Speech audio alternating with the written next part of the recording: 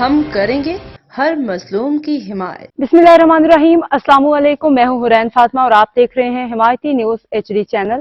نظر ڈالتے ہیں آج کی اہم خبروں پر۔ پاکستان کنزرویٹو پارٹی کا اہم فیصلہ، عبداللہ ابڑو ضلع ملیر کے آرگنائزر مقرر۔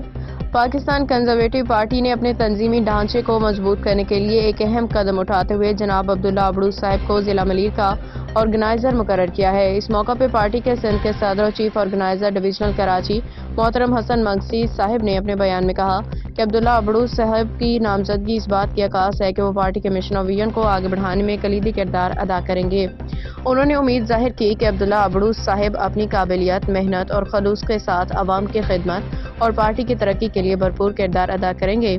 یہ فیصلہ پارٹی کی جانب سے تنظیمی بہتری اور عوامی مسائل کے حل کے لیے ایک مثبت پیش رفت ہے۔ حاکم علی دل کی رپورٹ۔ اب تک کے لیے اتنا ہی۔ مزید خبروں اور اپڈیٹس کے لیے دیکھتے رہیں حمایتی نیوز HD چینل۔